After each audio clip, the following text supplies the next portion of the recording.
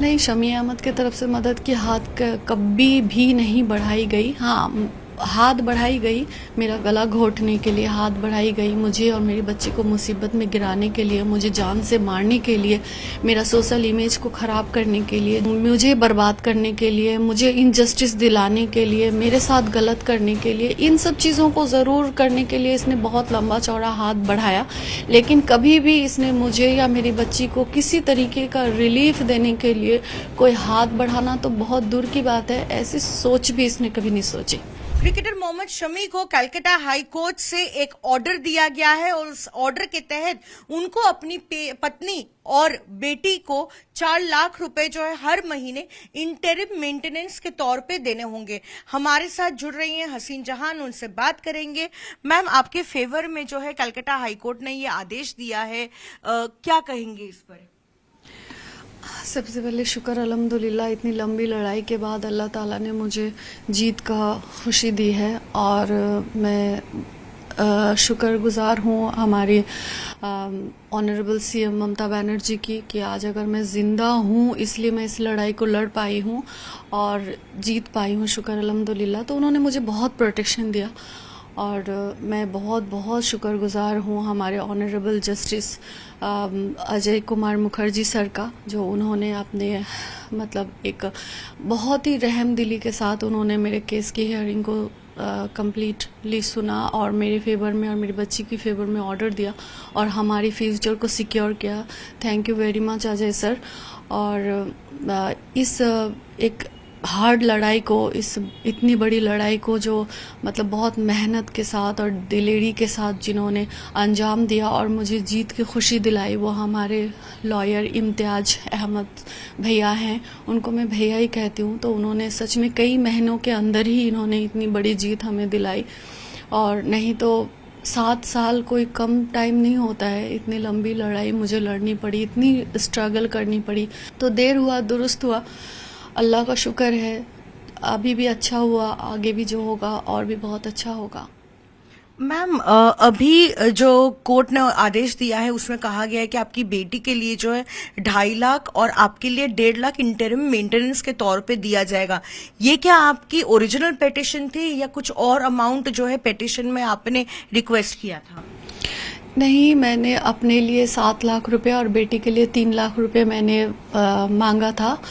तो पहले तो हमारी कोई हियरिंग को महत्व ना देते हुए लोअर कोर्ट की जो जज थी उन्होंने मेरे इंटरिम को इन्हांस कर दिया था। फिर 5 साल की लड़ाई के बाद हमने जज कोर्ट से 50,000 का ऑर्डर हुआ था। फिर हमने हाई कोर्ट में चैलेंज किया था इस ऑर्डर को। वहाँ पे फिर 2023 में हमने इसको चैलेंज किया था हाई कोर्ट में। तो फिर आज ये ऑर्डर आया है जो आप लोगों के सामने है। मैम, कोई खास वजह जो है ये अमाउंट कोट किया, क्या दिक्कतों का सामना करना पड़ रहा है? क्योंकि आपकी बेटी को आपको बड़ा भी करना है, एजुकेशन भी देना है और सारे जो अगर आप देखें एजुकेशन के कॉस्ट भी दिन पर दिन बढ़ते जा रहे हैं। क्या ये कोई वजह थी इसके पीछे? एक्चुअली कोई कोर्ट वाली बात नहीं थी।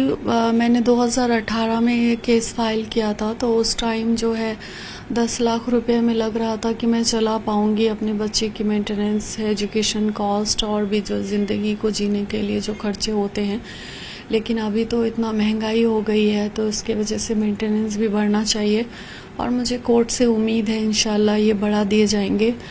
और शमी अहमद का स्टेटस के हिसाब से वो जो लाइफ लीड करेगा, मुझे और मेरी बेटी को भी वही स्टेटस और लाइफ लीड करने का हक है, राइट है। ये हमारा शरीयत भी बताता है और देश का कानून भी बताता है। शमी अहमद एक बहुत नीच मानसिकता के इंसान हैं, इसी वजह से हम लोगों को इतना कुछ सफ़र करना पड़ गया, इतना कुछ हमें सहना पड़ गया। ये इंसान अगर अच्छा होता तो शायद ये लीगल फाइट में हमें इन्वॉल्व ही नहीं होना होता और ना ही हमें ये सब चीज़ें फेस करनी होती।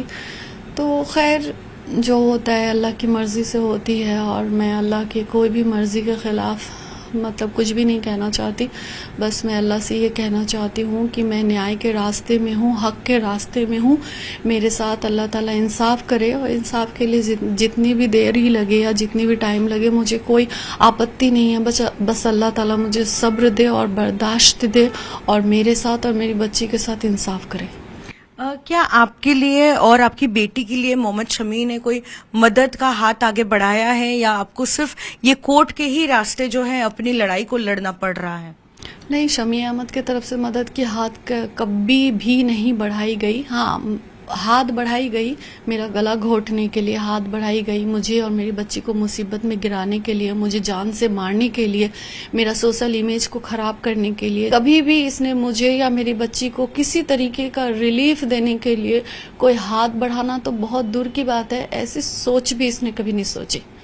आगे ये लड़ाई आप लड़ते रहेंगे, क्योंकि आप कह रही थी कि इंटरिम ऑर्डर आने में ही 7 साल लग गए हैं, तो ये लड़ाई को क्या आप और भी आगे लेते जाएंगे? क्योंकि आपकी बच्ची का भी सवाल है, आपकी बेटी, दोनों के फ्यूचर की बात है।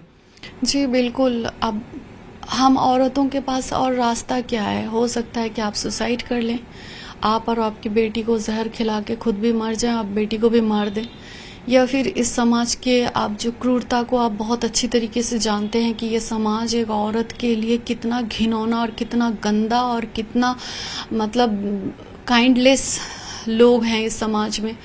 तो इस समाज में सर ऊंचा करके इज्जत के साथ जीने के लिए और एक अच्छी ज़िंदगी जीने के लिए एक फाइनेंशियली सपोर्ट की बहुत ज़रूरत है।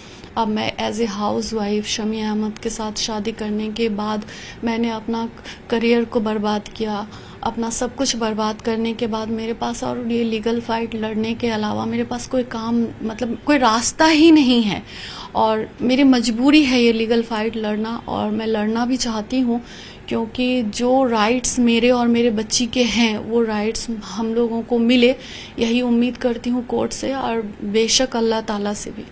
धन्यवाद। ऑनरेबल सीएम ममता बनर्जी की कि आज अगर मैं ज़िंदा हूँ इसलिए मैं इस लड़ाई को लड़ पाई हूँ और जीत पाई हूँ, शुक्र अल्हम्दुलिल्लाह। तो उन्होंने मुझे बहुत प्रोटेक्शन दिया, और मैं बहुत बहुत शुक्रगुजार हूँ हमारे honourable justice Ajay Kumar Mukherjee sir का, जो उन्होंने अपने मतलब एक बहुत ही रहम दिली के साथ उन्होंने मेरे केस की हियरिंग को कंप्लीटली सुना और मेरे फेवर में और मेरी बच्ची की फेवर में ऑर्डर दिया और हमारी फ्यूचर को सिक्योर किया। Thank you very much Ajay sir.